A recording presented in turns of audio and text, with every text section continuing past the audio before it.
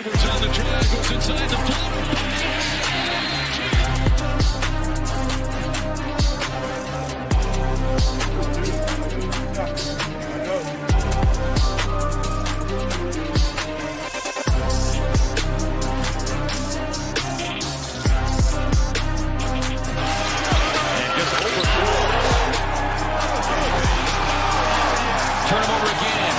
scoops it up. Booker brings the boom.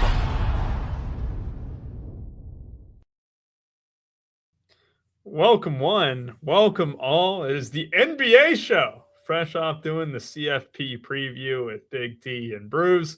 We're back on for back-to-back shows to talk about the 4-game NBA action that we have tonight, plus a late showdown slate that is an island game at 9:30 on Amazon Prime. That is the Thunder and T-Wolves, too. So it's actually a really good game for showdown. Big T, we've had content up every single night that there's more than like 20K to first for the most part, right? You know, sometimes you got some really lousy prize pools, but when you have an isolated game like this, we'll have ranks, cores, and everything else in between. So it should be a good day ahead. How are you doing, Big T? How's been your NBA the last few weeks? I love the night stuff we're doing where first I just love NBA Showdown. All the slates aren't great, but when you get like studs in there, they're just my favorite, and I just enjoy it. I enjoy focusing on the late slates. I love today's stuff because we got 4 early, which I love shorter slates. I never like the slates like yesterday where there's a zillion games. I love the four games and then the late showdown, which isn't even that late. What, 9:30 or something? Or 9? Perfect time, 9:30. If every night was like tonight, I would just absolutely love it because this is my dream scenario. And you got a decent amount of injuries that we got to keep our eyes on with the news and stuff. But the nice part is, scroll up to those times again. What are they? Are they all 7 through 7:30? 7 through, but how many each? So there's 2 7s and 2 7:30s. Just the dream scenario right there. Exactly what I love to see. And then you get the showdown later. So, and we got the playoff game, the college football playoff game. Love nights like this and weekends like this, because tomorrow 3 college, 2 NFL, plus the other sports that are obviously going as well. Absolutely. Then we head to the bed, correct. Then we head to the workbench and get things done. We can't into what game? Oh, the Wolves game. My goodness. Big T, I ran absolutely awful last night. I had Donovan Clingan. I was in first in the showdown, and I watched DeMar DeRozan turn back the clock and absolutely go off in OT. I ended up getting third, man. I really thought we were going to hit. I really liked it. What was like the payout going into overtime? 13K was I was chopping with one other dude, so I was at 13K. If it didn't go OT, you would have had it. Yeah, it was Clingan and Raynaud. Raynaud nuked too. I mean, you're talking about. I really thought I was a lock for first. That was the worst. And then they blew a 20-point lead with 5 to go. I mean, it was laughable. Overtime's the worst too, because a lot can happen in overtime, even if your team looks invincible. In showdown, just because, like you said, DeRozan gets hot. He came out of nowhere, that OT. He hit the game tying 3 in the fourth quarter too, and then just didn't miss the rest of the way. It was just the guy who won first, man. He has to be thrilled with DeMar DeRozan absolutely going off, and that game was a thriller too, because Deni Avdija got bailed out completely. He didn't even get touched by Russell Westbrook, and all of a sudden he was sent to the line and iced the game there. The Kings were a little bit robbed, I would say, but Portland's late game antics almost caught up to them. We got the 4 games here. Oh, yeah, that Houston overtime. That was another game where a team blew a huge lead, a massive lead, and all of a sudden you're just staring at guys getting there on Houston, especially like Sengun and KD and Amen Thompson, guys who were kind of hovering around value and all of a sudden crushing. I think none of the Pels really nuked except for Herb Jones, right? I think he was the only guy who really did anything because they were just all priced so high. Good news, Big T. We just got the news about Cat and Josh Hart both being in for today. Josh Hart sticking his thumb anywhere tonight? Is he sticking it up the old poop chute? Doing that on national television, on national streaming. A bold move by Josh Hart. I laughed for like 45 straight minutes at Brunson's reaction. It just reminded me so much of like high school when you do it to a buddy or they do it to you, and then you get that same reaction, like, what did you just freaking do? And you just that stare look right back at them. That was definitely something there from, from Josh Hart to do it on the national stage. Right there, too. My favorite part is he tweeted it was AI. Yeah, that was the funniest part. Oh God! On this slate, the Spurs are on a back-to-back, Hawks on a back-to-back, Knicks on a back-to-back. Well, almost all these teams are, right? Like, except for the Celtics are not on a back-to-back. The Heat are. I mean, goodness, all these teams are. I think the Sixers are not, and that's the Sixers and Heat, or the Sixers and Celtics. Is that it? Oh my God! I keep changing you. You're used to JSU's life. Now, did you see this cartoon clip? No. It's so funny. It's like Josh Hart and Brunson like talking back and forth, and Brunson's like appalled, and then Cat's like, "I'd like to get involved." And I don't remember his exact words, but it was freaking hilarious. That is crazy. That is out of pocket. All right. We'll try and get done before. We won't blast through the slate, but we'll go at a decent pace. Let people build before lock. Not like we have too much going on. That Knicks news was very important to get early. We don't have to wait for that. Even though that was a 7:00 game, we were going to get that regardless. It does help to kind of settle the dust before the storm. Big T.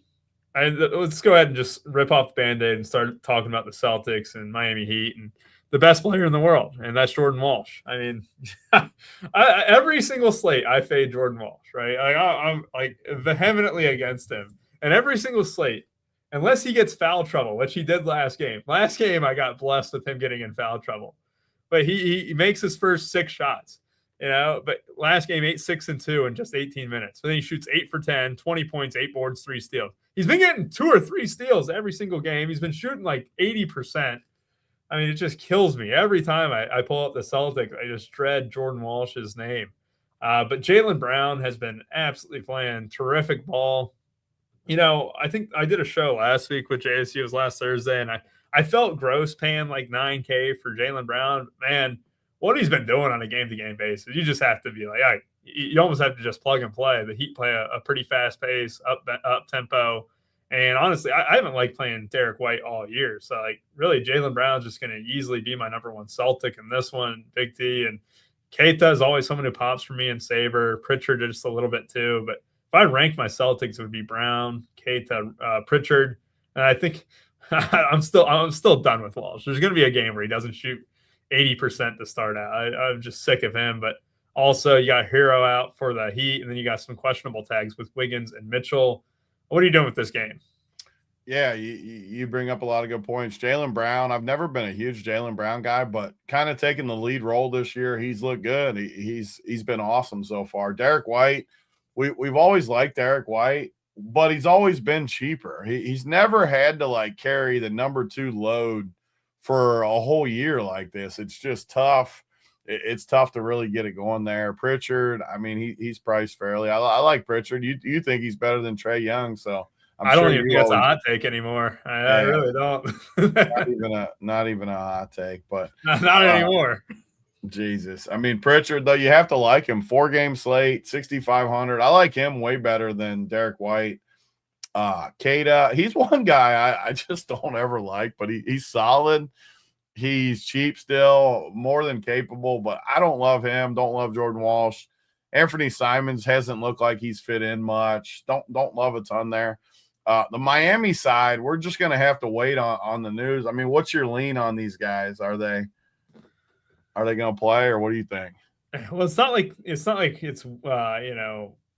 Bam Adebayo or something on the back-to-back. I mean, it's Davion Mitchell and Andrew Wiggins. The Wiggins thing is, I think, a true toss-up because, him being a vet, he's missed a lot of games in the past too, just where it's just kind of like random stuff where, he'll just miss out on a game on a random basis. But Davion Mitchell, I mean, they just played the Nets last night. Is that what it was too? Where he was just locking down Igor. I think he'll be in. I mean, he was moving great last night, I assume, but I don't really got a lean on which way. I'm glad this game is at 7 because we have seen Spo do some funky stuff. Like last game, he started Ware over Fontecchio after starting Fontecchio a couple games ago, and Ware went off. And Ware's probably going to be one of the best plays on the slate starting again. And what you saw last night, Bam Adebayo hit the glass, got 17 boards, and you're thinking, oh man, he's going to go off. He only had 8 points, but also in that same process was Ware getting a 22 and 12. Like, man, 4,700 for him. I mean, my goodness, it doesn't get much better than that with center on the slate, and center's always loaded. But like tonight, these were probably your 2 best point per dollar, and they are. It's crazy. Yeah, I don't know how you're not going to play Ware, assuming he starts again, which I assume he will after last night. 4,700, you're going to have to love him. Like you said, with the news, like another reason to get in the Run Pure Sports Discord, you're just going to – we're not going to be able to talk about it on this show because obviously lock isn't for an hour and a half. But get in the Discord. If anything happens, maybe we get a different starter. Maybe they go back to Fontecchio. You'll want to know that kind of where we go from that. But where is the only guy on Miami that sticks out? Jaime Jaquez always pops for me in Sabre. I like him a lot. I just don't love the price though. Paying $6K for him off the bench just feels steep to me. I don't really know if he's got upside at that price point. I guess he probably does just because he's one of the better scorers on this team. And I would like him more, obviously, if Mitchell and Wiggins and guys like that somehow sat. But we got to wait on that. For right now, though, I only like Ware. I don't – yeah, I mean, that's probably because they did the price before they really factored stuff in. But, yeah, I mean, you have to play Ware. And the Boston side, I would rank it Pritchard, Jaylen Brown, Cada, I guess would be the only ones I'll even think about playing are Jaylen Brown and Pritchard. Yeah, Cada is just gonna be. I just let him hit like Big T pause, but I just like let him hit the lineups where if he gets you 28 or 29, you're not gonna be mad about it. And the slate, it's not like it's insanely good value, right? With the Knicks being in, especially, it could open up. Yeah. I didn't realize it was Davion who was downgraded. It is not my projections. It is Christian. I have no influence on them. That's the bumps I make. I always bump Walsh an extra bit down, but yeah, if Wiggins is out, though, that would open up a lot of value on the Miami side too. And if Davion misses, you'd have Drew Smith probably be one of the better values at 3,800. I don't think that impacts as much as Wiggins, like you said. Yeah. I mean, there'll be plays that open up because it's a short slate too. And like you said, with the Knicks being in there, all these Knicks, I don't think you can play any of them. No. So, I mean, the slate gets condensed a lot. So that news is going to be key because what other news are we even looking for? Cleveland news, I guess? Yeah, Donovan Mitchell. This is my favorite thing in the world, but it's the Javier mentions Donovan Mitchell hasn't done the let him know tweet yet, and we're real close to tip-off. We're only 2 hours away from tip-off in Cleveland.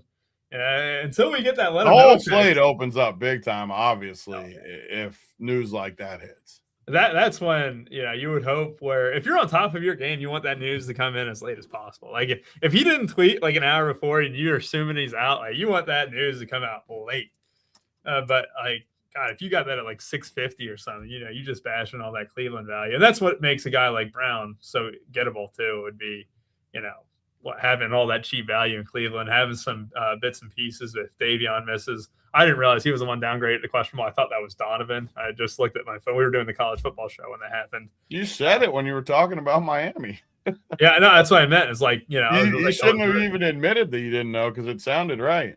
Yeah, so it's interesting. So, yeah, this is like a little bit of a wait and see on the Miami side. But if I had to rank him right now, I still like playing Powell at 7,200. I just do, especially without Hero in. Someone's got to score, and he scored last night. The problem is with Powell is he's just so streaky at times. And he's 7,200. If you got a 24, 6, 2, and 3 like last night, you'd be thrilled, right? Like that's the problem is he can easily drop 20 plus and and real points, and he's been a little bit unselfish. He's dished it out a couple times, and I mean, he played so good yesterday, and he had 40 fantasy points. That's my problem with him. Yeah. I mean he's 7,200, and he played great and got 40. Still to your point, though, 40 is obviously good, especially on this slate. but he played like great to get it. I mean, he played awesome to get 40. Well, then there's the game where he didn't play great to get it, and it was that damn cup game where I didn't have a lot of him, and he was super I didn't chalky. have him that day either. I was so mad because I was so mad watching him because I played a lot of hero, and you're just watching Powell chuck up like 20 shots and only make like 9 of them or 8 of them. It was just killing me. Well, one thing that tilts me about doing content with like all the Run Pure stuff. So we're sitting here doing the show talking about like strategy and plays, and you'll have people that like are asking you questions about like stuff we're talking about when you know they're not watching it. It's not like in the chat where they're like following along. You can tell they have no idea that we're live, and they're asking it as we're sitting here talking about it. I should post a link into the chat. It might be a good move. I did just do that. Is the funny part. I had one guy asking me some questions, and he's probably watching by now because I sent it a couple minutes ago. But if you're watching, yes, ask the questions in here, and we can answer it on the show. Definitely, yeah. If Wiggins is out, is there any 3K names worth playing? I think the last time we saw this situation out was like Drew Smith, I believe, started or something. It would be like Fontecchio, Drew Smith, and like. I mean, Drew Smith will. Let's just say, okay, let's say Wiggins and Davion are out somehow, both of them. I think Drew Smith would be a stone cold lock. Yeah. Ware was already a lock. Hawkes would be a better play. The 3K guy would have to be this Kasparis dude. Oh, wait, what? Kasparis Jukanukis or whatever. You don't know your Illinois guy? I know him. I don't know how to pronounce his name, though. Now you're making me scared to pronounce his name. There's a lot of letters in there. I know who he is. He's 3K, though. That's interesting. I didn't even like kind of piece it together. I thought he was like out for the year at one point with the Summer League injury or the Euro Cup injury. If both of those guys are out, I think you can safely project him for 15 to 20 at 3K. I'd be thrilled with some Jacquione. God, now you got me screwed up. It's harder to pronounce than it seems. No, the worst part, I was fluent in it like a week ago until you got me scared. How do you say it? Jackakunis. How do you say it? Jacquionis. Yeah. So, potato. Fontecchio is Chixo. Yeah, Derek, you're not wrong. I actually hope these guys are out now because playing Drew Smith and Casper and Ware feels really nice. And Fontecchio for that matter. I'm still going to jam in Fontecchio no matter how much he blows. I got to take a guy who can hit like 5 threes. You would love him too. He's a Rubio guy for sure. I wonder why. We get that guy who can just shoot the lights out and not rebound. God, it's like why I love jamming in Sam Hauser. Just get the guy who can shoot and do nothing else. That's all you need to do to make $15 million in the NBA. Just shoot.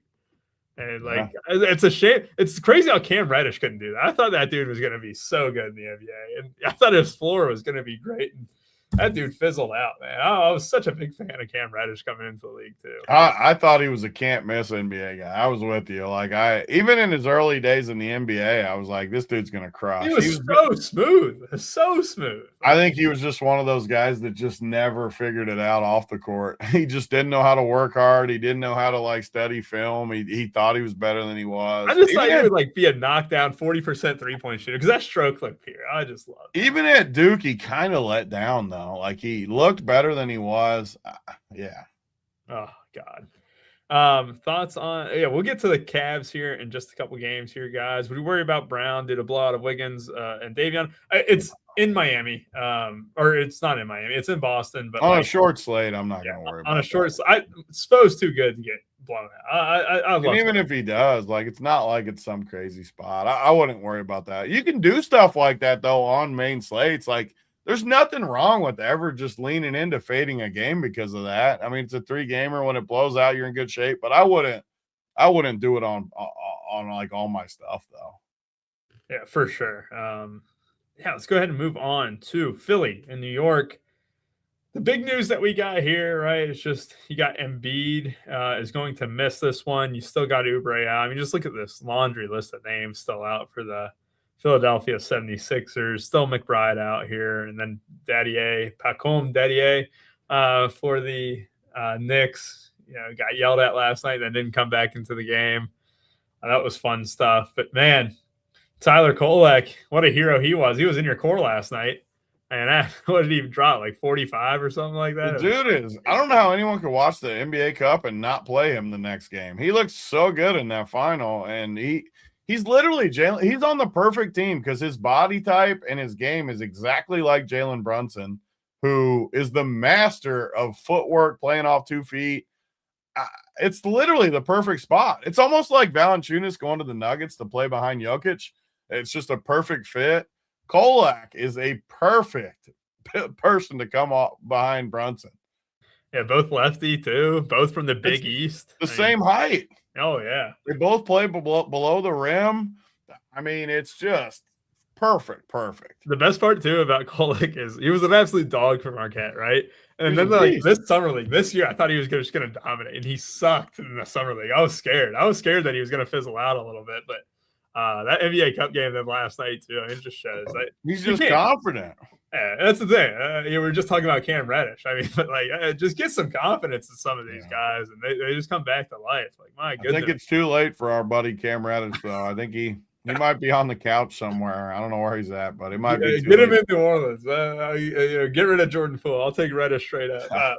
This is what we had the Knicks last night, so now you kind of get these prices just a little bit where. Yeah. Like Cat's 8.9, Brunson's 9K. I'm kind of worried about these guys on a back-to-back. It's the third game. And they're coming off the cup. That's the thing about Adam Silver and the NBA is they're just so stupid, right? Like, it's just, why are the Knicks playing a third game in 4 nights after being in the NBA Cup final? It didn't make any sense. So I'm kind of worried about these guys in the latter half of this with like Brunson didn't get a rest, Bridges didn't get a rest, OG didn't get a rest, and they're all pretty high in price, right? Like 9K, 7.72. I think like honestly, like could be a dumb take, but I like Cat just a little bit more than Brunson for having that day off in between. Not really worried about the calf issue. I just think that was more of a way to get him some rest in between a really congested part of their schedule where they added on a few games in a shorter period of time. You got Josh Hart at 7,600 too. Hart missed last night, right? Yeah. So yeah, that's a tall tag at 7,600 though. Just feels like the Knicks are just really tough to kind of stomach. And then you flip it over to the Sixers. My favorite play all year, Big T, has been Tyrese Maxey. Like, I'm not going away from him ever at 97. Like, if he's 10%, I want to have 20. I always want to be like more than the field on a guy like Maxey. Paul George has looked absolutely like butter over the last set of games and stuff. Didn't he like drop like 35 or something like that? 35 last game against the Hawks, and turning back the clock a little bit. You're getting into that 33-minute mark too, so it's not like he's limited. If you're getting 33 minutes out of Paul George, even Saberson kind of has him slightly underprojected at 31.5. So yeah, I mean, like those are my top 2 guys, and then I mean, how can we leave off Drummond at 5,800? I just hate their center situation with Bona and Drummond. Like sometimes it can be a little bit messy, but if you told me 30 minutes tonight of Drummond, I'd probably take a risk at it at 5,800. What are your thoughts? Yeah, the Knicks. Start with the Knicks. I don't think I can play anyone. It would be Cat for me too. I don't love Brunson in this spot. I mean, you could play Brunson, obviously. You can always play these studs. Like, I don't want it to sound. Some of the times you win the tournament too because you just pivot onto a stud that's lower owned like Brunson tonight, and he does good. And Brunson's playing great right now, so I don't want it to sound like you can't play him, but don't love him. Don't love Cat. You can go to him if you want. Philly, I mean, Maxey's been awesome all year. I don't love the price point in this next matchup, but I've played Maxey all year too. I love Maxey. Short slate, definitely in play for me. Paul George, he's looked good. I'm not a Paul George fan. I haven't expected to like him, but he has been good, and I played him the other day. I'll probably play him tonight. I see he's still in the 6Ks as the number 2 option right now. He's playing good against a team like the Knicks that I think the matchup's pretty good, how they like to play. I have to like Paul George, which is shocking for me. I'm sure he's going to let me down because I usually don't like that spot. But Drummond, I agree with you too. Little bit of risk at 5,800, but I think he's got upside too at this price point for sure. So can play him. Really no one else though. Just looking down the list, Grimes, a little extra motivation. He might have extra motivation, but he's 6,700 with Maxey, Paul George, Edgecombe, all ahead of him in the kind of the pecking order. I can't pay 6,700 for Grimes, so I don't love this game though. Not a ton that I'm super into. Yeah, Grimes is tough to click on with everyone healthy, right? Like, you got the backcourt, especially. I know that Embiid is out, but it's tough to get up to him. The funny thing is the Jared McCain thing with the Sixers. They felt like they had something last year with him, gets hurt, and coming back this year, he's had a really, really difficult time adjusting to life as even like the third or fourth option at almost all times. So the McCain thing is going to be interesting. Hopefully he improves. But yeah, it's like outside those, initial studs, like Edgecombe, I'm not even that high on at 6,400. I think that's a little bit of an over projection just because his role just kind of gets slightly diminished with Maxey and Paul George both on the court. His touches just kind of go down. He's not creating as much, right? That's the big thing. And I know Embiid being out could maybe I'm being slightly oblivious to that, but yeah, it's just not a game to really get excited for, except maybe at the top. Your value is going to come in the Miami side, or hopefully maybe in the next one with Cleveland and Chicago. And, if Donovan Mitchell were to miss, right, this is where this slate would turn on its head. Craig Porter Jr., he's questionable too. And you talk about a guy that I would love to play if Donovan missed, but if he's out, then you're really scrambling. Lonzo Ball has looked bad this season. I don't even think there's a way around that, but he is still good for DFS. I mean, when you put up a stat sheet that usually is like a 777, it's looking like a lottery machine. It's good enough at 4,700 most of the time. But Jalen Tyson, Jared Allen, Darius Garland, like the Cleveland side would become absolutely nutted if Donovan Mitchell missed. You flip it over to the Chicago side too. Whole bunch of probable guys. Only guy who's missing is Noah Essengay, whose biggest moment in the NBA this year has been getting dunked on by Johnny Furphy in the summer league, and that's the only thing about him. He just gets dunked on. So him missing's not even a big deal. I mean, just a lot of bodies for Chicago. So no one's projecting really well. You got Vucevic, who's had a good run after a really bad start to the year for Vucevic fantasy wise. He's kind of pieced together some 40 bombs in the past few games. He was almost on the winner in the late slate last night. Giddey and Kobe White. I like playing Kobe White at 69 just because he's a microwave. Like he can easily have 35 DK and 3/4, and you're just sitting there in the fourth quarter hoping he absolutely just continues to crush. But Big T, most of my focus is on Cleveland, and that's even with Mitchell potentially being in. I could still be talking into plenty of Cleveland. What do you think? Yeah, and you're right. Like you look at Vooch coming off a game, 20 points, 9 boards. His price point's been staring at me all week. He was 6,600 the other day. 6,600 again today. It just sticks out. And Kobe White always has upside. Okoro, you got in a little bit of a revenge spot. He's terrible though. We just got the news. Not to interrupt you, Donovan Mitchell out tonight. So perfect timing, right? That's what I do. I made sure that we were going to go right into this news, right? What about who else was questionable? Craig Porter Jr. is the only other name that I'm waiting on, right? So I'll continue, but that's the big news. Yeah, that's very key news though, the Craig Porter Jr. But even without, hold on one second, I got the wrong team up. Even without Craig Porter or without Donovan Mitchell, I keep saying the wrong things. I'm looking at it. Without Donovan Mitchell, I mean, these plays are going to pop off the page. Darius Garland is going to be the best play of the slate or one of the best plays. Jared Allen at 6,200 is going to be very, very tough not to play. Man, Jalen Tyson's just crushing. He's a beast. He's going to be creating a lot more today too. Like Tyson, he's just a ball player, man. He fills up the stat sheet. 6,300 is going to scare a lot of people away still. That's one of those prices that when I look, it's sticker shock for sure. I'm looking at it like, man.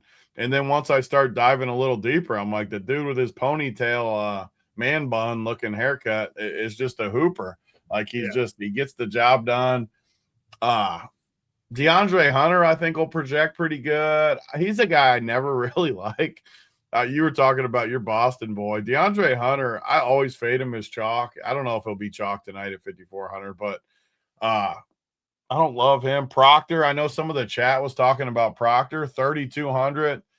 If Craig Porter Jr. is out, I mean, you'd have to consider Proctor at 3,200. Who was it that we talked about that was 3K? That weird name we couldn't pronounce or whatever in the other game. Jakachonis. That's an interesting dynamic for me between those two, where I don't. Who would you put ahead of those two? I think they're going to be projected very similar. Are you talking about between Proctor and him? If Craig, they're both point guards, and they're both basically 3K. If Craig Porter Jr. is out, I think I would. Oh, looks like Craig Porter Jr. got rolled out because he is out. Okay. No, because Sabre just took him off their projections, and they're usually pretty quick with that. So, yeah, I mean, I assume that means Craig Porter Jr. is out because Sabre has not missed. Yep, there it is. They beat Underdog to the news. So, Craig Porter Jr. being rolled out, brings it up to where who can realistically play, and no, that's not going to be Livingston, right? He's more of a forward than a guard. So. Lonzo and Garland are going to be – I think it's going to be Lonzo starting. They're not starting DeAndre Hunter because what they said, he's going to come off the bench for the foreseeable future. So it sounds like Dean Wade. I don't think you'd want Dean Wade and DeAndre Hunter out there, right? I just would assume. So it would be Lonzo, Garland, Tyson, Wade, Allen. So that's plenty of minutes for Proctor off the bench. I think I would lean Proctor. I think the projections will end up similar, but I'd have a hard time not playing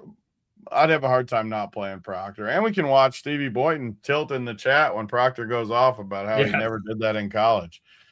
I like it. I mean, you do have just locks on the team too. Lonzo's the one I probably struggle with the most. I mean, we can get him high 20s minutes. I just struggle to pay 4,700 for Lonzo. He's got to be a decent play, but when you already have Garland and Jared Allen are locks for me. And Jalen Tyson, like you said, I think is a little bit of a sneaky play. So then I'm already at 3 Cleveland guys, and that's without Proctor. And like Tomlin, I think Tomlin's a pretty good cheap play. How many minutes is Thomas Bryant? Has he been in the mix at all here? Like, what's his rotation? So I was going to make a case against Jared Allen. I think Jared Allen's a fine play for those wondering. Oh, yeah. You're going to make a case against one of my locks? No, here's my case, right? I think he's on a soft minutes restriction coming back from an injury. His first game back was around 24 minutes. Last game, 28. I think it's going to hover around 30 minutes, which I think he's a good play. All right. Like if you gave me 30 minutes, he's projected for 38 points. I mean, you're probably right. But I'm just trying to make the case for a tournament perspective is, if he only played 30 minutes, and he got 30 DK, is he fadeable? And he's going to be really chalk, right? That's the thing. Yeah, he's going to be chalky for sure with the projection. So I'm just trying to think, like, the slightly devil's advocate is, would it shock you if you only got 30? And it's my case against Jackson Hayes last night. I know they're completely different. Jared Allen's much better than Jackson Hayes, but Jackson Hayes was a punt. He was a true punt too. Yes, yeah, and it's like I didn't like him because we've already seen like his minutes are not going to be like 30. It's not going to be like 8, right? He's going to be around that 20 mark. And honestly, I think with Jared Allen, it's just a minutes thing. I don't think he can play more than 30 minutes tonight, or Kenny Atkinson won't run him out there the entire time. Then. Yeah, I'm going to be slightly lower than the field on him. Yeah. I mean, I get it. And true, like I'm going to play one team probably, or at most 2 or 3. You're going to play 150. So it's way different in that aspect where say he's, I mean, I don't know what he'll end up on, but it's got to be north of 50, I would assume, with this projection the way it's going to be. So, yeah, I mean, what you're saying is you could end up with 35% still, but you're under the field. Whereas if I'm playing one team, I'm probably not going to fade him. Just looking at the way the slate sets up, Cleveland and Miami. We got to wait for the Miami news, but once we get both of those news, like I could see myself finishing up with just mainly those 2 teams mixed in with some of the other studs. But I mean, he's ball on a minutes limit. He's on a life minutes limit. Yeah, 32 minutes 5 days ago. If you can believe, I did not expect to say that. Do you want a slight case for Lonzo Ball? I don't think he's a bad play. Well, I don't think he's a good play.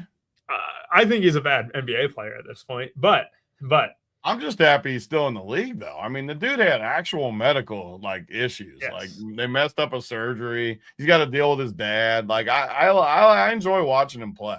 But yeah, he's not a good NBA player anymore. One of my best friends. So you know how we all get attached to our mediocre NBA players. Like Ricky Rubio is mine, right? Like so, one of my best friends. Why can you not have these two? Yeah, go ahead. Finish first. A guard in the utility spot. Whatever. You finish your story first. He's probably playing. He's a huge Lonzo guy, and like that's the guy where, he fights through everything, right? Like he fought through adversity, but then 32 minutes against Charlotte, 8-5-4. But here's the kicker, Big T: 5 steals in the month of December.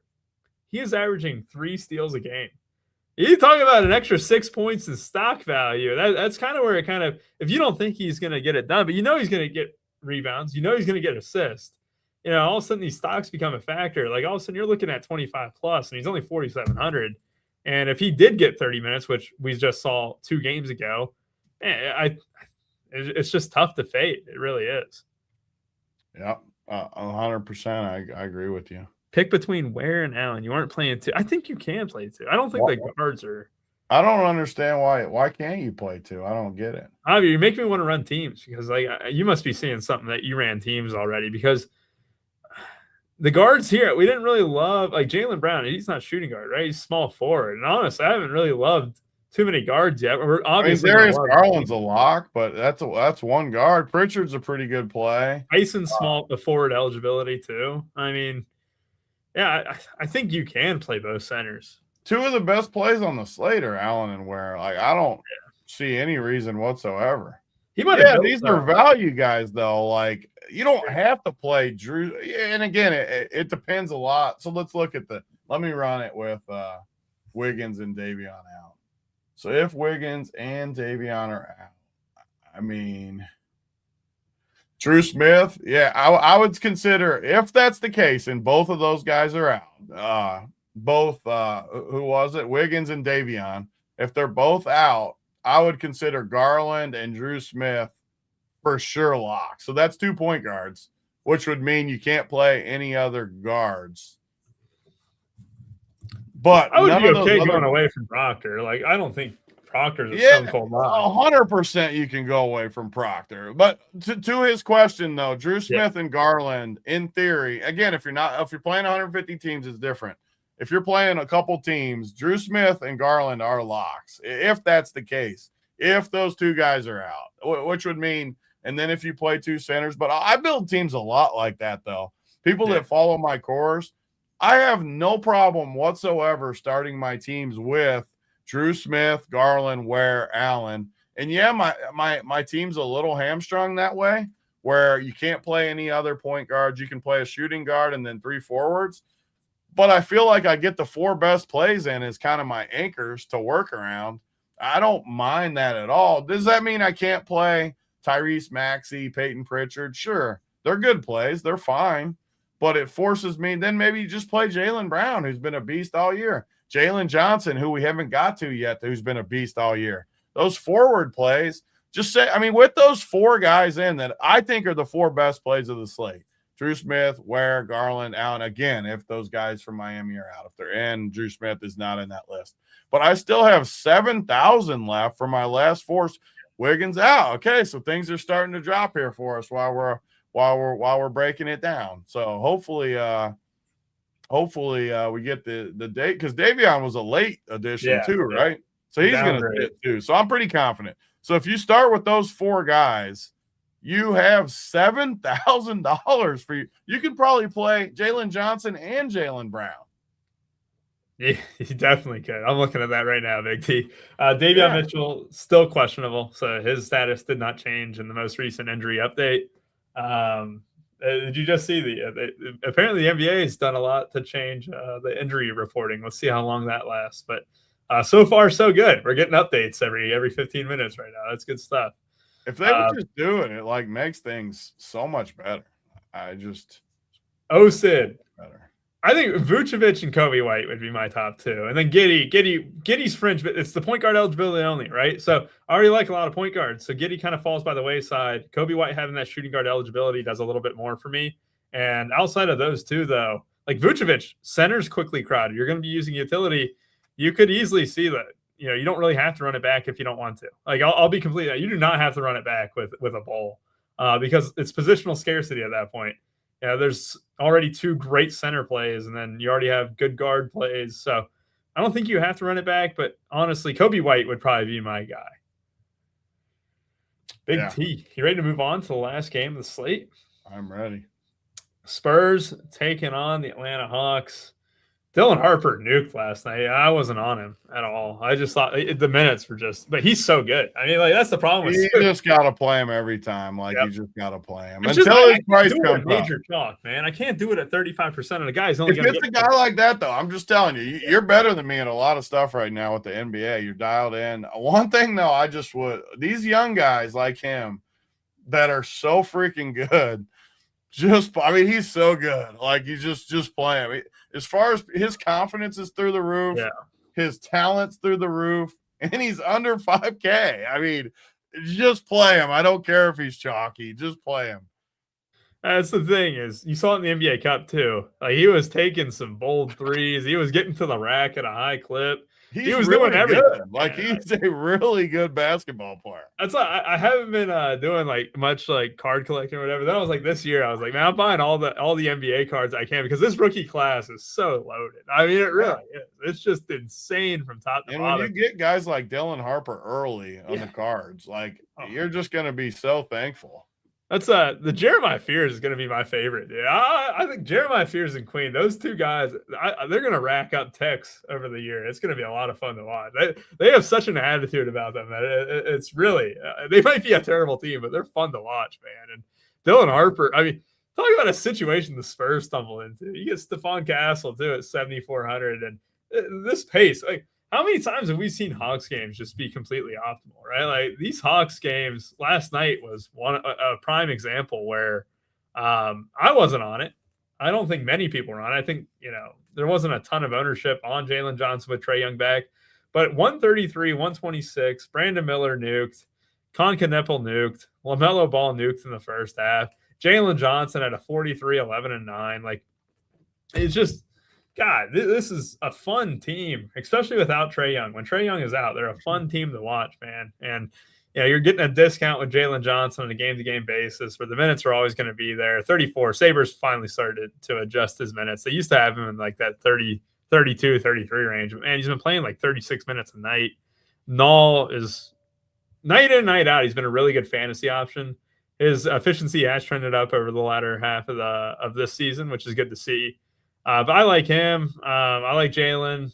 Kongwu is going to be a guy where he won't be owned, but has had 40-point upside a lot. He's really hard. We were talking about those centers at 7,500. He is. That's where you get an advantage too, like playing 150, where people always talk about it. Because say he's 10 to 15% owned. I mean, what does Sabre have him? 20. I think it's high because it'll come down too with some of the news. Like, it'll come, but. Say he's like 15%. I think he'll be somewhere around there. I mean, you can play even like just field 15%. And when he gets you a huge number, you just crush the field with all those like guys like me that played the chalky guy. Yeah, and that's the thing with Okongwu. And this talks about like the Jared Allen thing where I might be just slightly lower is because we have decent centers. Like Vucevic is a decent center, right? Guys who they probably don't outperform Jared Allen. Out of 100 times, they probably don't outperform in more than like 40, right? So, but you're still taking the risk on, potentially being double or triple their ownership and trying to get that upside, right? So, yeah, that's what like for large field stuff. But, I mean, the studs in this game, if Wemby, he's still going to be on a minutes limit. This is a back-to-back for them, right? So, another team on their 3rd game in 4 nights, same situation as New York. You're not playing Wemby if he's not starting. You're just not doing it. I mean, you're not playing him even if I agree. Until we see him out there, but you don't need to be first to Wemby because everyone still plays him. Like I thought it was funny. I don't know if you did, so I might be making fun of you. No, I did not play him in captain at all. There was a lot of people though, not David Dave's JSU, that was all over Wemby, and you don't have to be first on Wemby. Just wait until he's back full throttle. Yep. And his price hasn't adjusted, so it's adjusted maybe a little bit, but you just can't. And people will always play him at least a tiny bit. Yep, I'm with you. I'm not going to try and be early to Wemby. Right? They'll be pretty transparent about it. They always say when he's on a minutes limit and stuff too. And it feels like a little bit of a top heavy game, but we got so much value in Cleveland. We got so much value in potentially Miami now, and I think it's going to be Fontecchio because they like Hawkes off the bench, but Hawkes could easily play 36 minutes off that bench, right? Where it just comes in at the 6-minute mark in the first quarter and third quarter, and then never comes out in either half. With Dylan Harper at 48, I like the Spurs guards. Like Castle, I laddered his assist in that NBA Cup final. That was fun. Right? When a guy gets 7 assists in the first quarter, you're just rock hard when you're laddering a guy. And same situation tonight. I might look at his assist numbers. His potential assist in the semifinal was like 16. Obviously, in the NBA Cup, he had 12 real assists. I mean, his numbers are just there. He's just a damn good ball player. At 7,400, I'll have a lot of Castle, a lot of Jalen Johnson, a lot of Nall, a little bit of Kongwu and Daniels, and then maybe just a splash of Harper and Vassell for me. The thing with Harper is, we got him at 38%. Big T. God, I'll be a little lower on the field. I'll make sure to keep him was freaking Harper. I gave my whole speech, and you're still trying to play low. I know. You made a great point. Cheap. He's too cheap. If he's getting 22 minutes, he's probably getting 25 DK more than.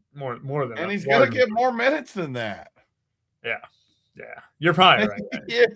He's 4,800. Like, I mean, he's always getting his minutes might even go up. I mean, the last 3, 25, 28, 23. He's always in the 20. I mean, the 28 one was in that semifinal. So yeah, I mean. The Fox, Castle, Harper, I mean, they got 3 legitimate guards. My God. Spurs are good. The Fox is legitimately – I like Harper and Castle better than Fox as far as a player. Fox might have more like right now this second. I don't know. A few of them, but I mean, I don't know if he does. Dude, Castle and Harper are a staple to your future with Wemby. I mean, they are good. You talking about a sneaky team that, like, obviously if Wemby's playing at his peak, they can beat anyone. But, like, all of a sudden they just have Barnes, who's a vet, too. It's, like, perfect on that team. Just sit in the corner and hit. I don't think, like, they'll win it this year or anything, but they're closer than people will think. I mean, they are very, very close. That's why our Nuggets got to take action this year. I know. The Nuggets window's way quicker than others. But the Nuggets have what other teams still don't have. Is just the King Kong, the end boss. They got the end boss out there that people got to go through. History. I mean, he was a handful last year, even with everybody hurt. They still took him to 7 OKC. Like, people forget that. I ain't scared of OKC. I'll tell you, I don't think OKC wins the title. I don't think so. They're pretty tough. They're soft. Yeah, I mean, I'm with you on this game, though. I think Castle's an incredible play, and he's a shooting guard, which is nice because shooting guard, we haven't talked about many shooting guards. But so is Dylan Harper, and I'm going to keep playing him. Granted, I've kind of when we play every day and stuff, you get on the right side of guys and the wrong side. I've been on the right side of Dylan Harper. I just keep playing him every slate, and he just always does good for me, and I just like him as a player. I like Castle too, though, and Jalen Johnson. No, I'm with you. I think this game, especially with all the news and stuff, this game will end up lower owned than it should. Yeah, these guys are still going to be high. And by the way, you talked about Dylan Harper. I don't know what percentage you said, but I think it's going to be way higher than you think. I thought 38, right? Yeah, I think way higher. I think significantly higher. I'm for sure going to be under the field on that. Like, just do it. Let him keep sticking it up you. We both cored him in the NBA Cup, both games, right? We were both on. Those were like freebies, though, in Showdown. He was like way cheaper than anybody. Like, that was a free square. Oh, it was. Real quick, Vassell, I'm not going to play Vassell. He's fine though. He's fine. He's more than okay in there. The forward eligibility. That's why like Nall goes a long way at that small forward eligibility. A long way in that price point. And Jalen Johnson, like we haven't talked a lot about power forwards, but if you just isolate the slate to power forwards, it's just comes to a point in time where like Jalen Johnson is just. You're playing with all the value. You're just playing, Jalen. Look at the power forwards here, Vic. Look at this list. It's terrible. Like, Jordan Wall is number 3. You're playing Jalen Johnson. Yeah. Like you're playing him. It's really hard to avoid the raw score, and it's really hard to avoid that when he is literally the top point per dollar. Like, and he's got the most upside.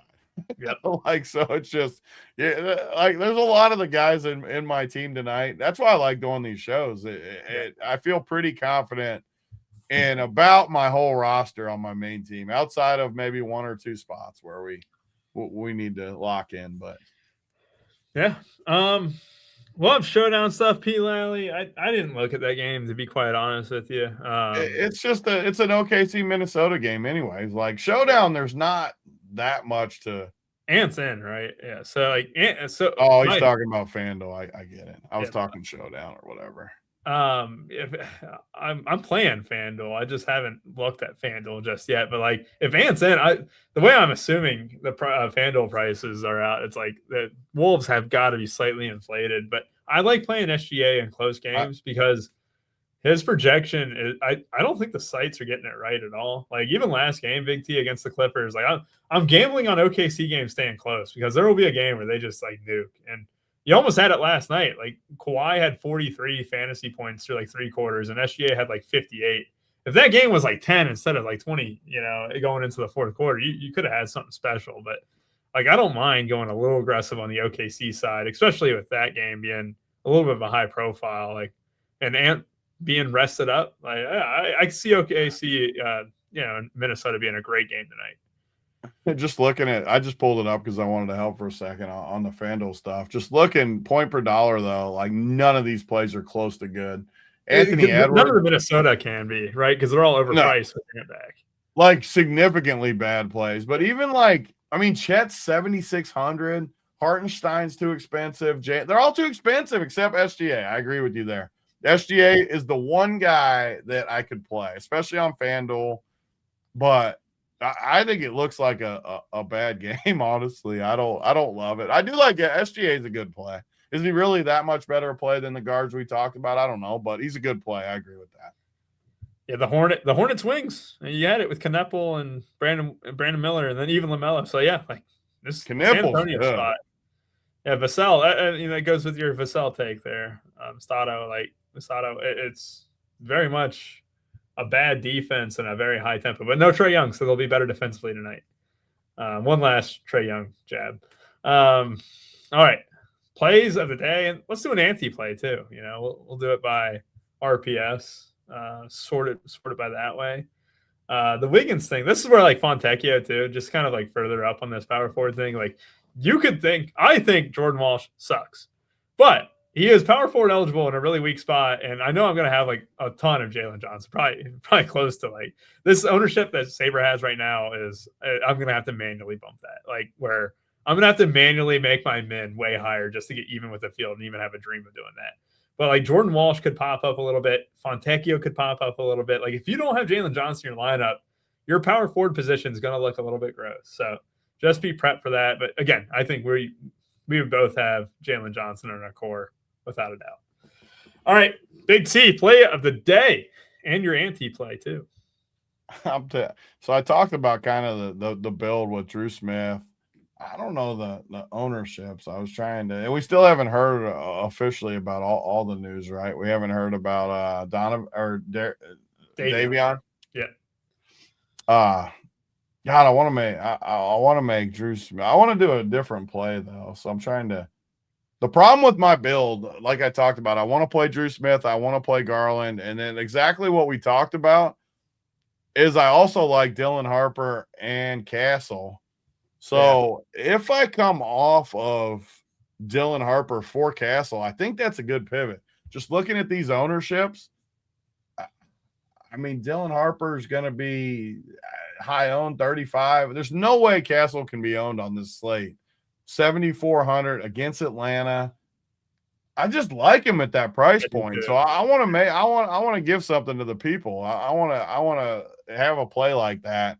So I'm not 100% sure I'm going to use him on my main team because I haven't built it yet. But I do love him. I want to wait for the rest of the news. My anti though, go back to the ownerships. Man, how was Lonzo Ball? Where's in my owner? Have you refreshed it? My ownerships have Lonzo Ball like crazy high. We have Lonzo. Well, Sabre has him at 28. I think that's a little more accurate than ours at 14. So let's do Sabre sim ownership. And like looking at, because I always have the one that shows a few different sites. Yeah. It's got him like way higher than that even because its projection is going to be 27. What is it's going to be? This wasn't updated. So I would definitely say close. If and he's going to be high owned. He's got to be just looking at all the. Give me Lonzo Ball as my anti. I like it. It's just hard to go away from that without a doubt. I'm going to start off with my anti play, and it could be slightly cheating, but if he's going to come in anywhere near 26%, Derek White, I am so out on Derek White. Like, give me Stephon Castle every single day over him, and he's going to come in at half the ownership. I love that Castle play a lot. Way better matchup. Just it's such a good game too. That Spurs Hawks one. Like, why would a guy like Derek White, like hell, even Pritchard there? Like, I love the Spurs over those guys. Like, I'm not thrilled by the Celtics side of things unless it's Jaylen Brown really at all. The Jaylen Brown play just fits so nice with the build, but.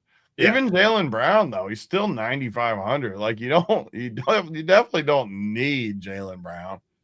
Yeah, that's the thing. And honestly, I kind of wanted to go hand in hand with you a little bit, but I'm going to go ahead and get in there. You're allowed. We're allowed to go hand. I'm going to go someone. I don't want to give people the same play. I love the Castle play, right? But he's also lower. I want to give people like where it's something where you're giving them a little bit of substance, right? We could get on here and say, oh, Khalil Ware is our favorite play of the slate. Darius Garland's our favorite play of the slate. We could easily give you guys that, right? Like, no, I'm going to give you guys someone a little bit lower on. But the problem is, it's just funny.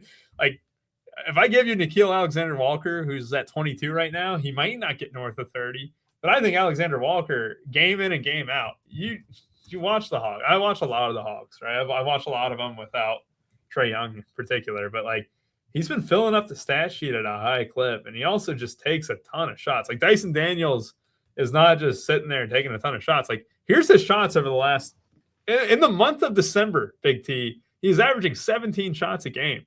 He's hitting the glass, 5 rebounds a game. He's averaging 22 points. Like, he just does it all, and he's got shooting guard and small forward eligibility. Sign me up for some Null tonight. I love it. I love how he fits into the scheme too of everything we want to do. Drew, you missed it. We gave away all the football picks tonight. We just did the college football show. If you skipped the minute 52 of the show, we talked about Showdown, but you're on Oklahoma, right? I'm on Oklahoma. We're both on Oklahoma. So if you want that, we're on Oklahoma. Are you on the under as well? I'm on that. We agreed on everything. I think we agreed on almost everything, if I remember right. I think I think the only one we were different on was Miami over, and you were on the under. That was the only. Yeah, I do like the under. I don't totally love that either, though. Like I could see there being points. I'm unsure of what I think Miami's going to show up as. Yeah. I'm glad that game's at noon because I'll be able to watch it without getting distracted.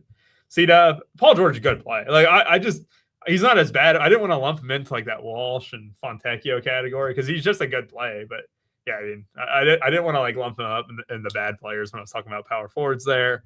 Hunter Vooch or Allen Drew Smith. It's definitely two. It's definitely Allen and Drew Smith. I don't think unless Hunter starts, I don't really love to go to him here. Dyson Daniels, no. Look, the problem with that, one is small forward eligible, one is not. At the end of the day, that's your build flexibility is really limited unless you get someone with a little bit of forward eligibility I can't play 5 guards, I can barely play 3. So it becomes a little bit tough. I think that's it. Big T, appreciate you. Let's go ahead and build out these lineups. Hopefully we get the Davion Mitchell news here and we can enjoy the rest of our Friday night in peace. I'll be on with the Millie Roundtable to do a 2-game slate breakdown for the Saturday slate with Felix later on at 10 p.m. So if anyone wants to watch about the 2-gamer, feel free to rewatch it tomorrow as well. For Big T and I, we appreciate y'all for watching and have a good rest of your night.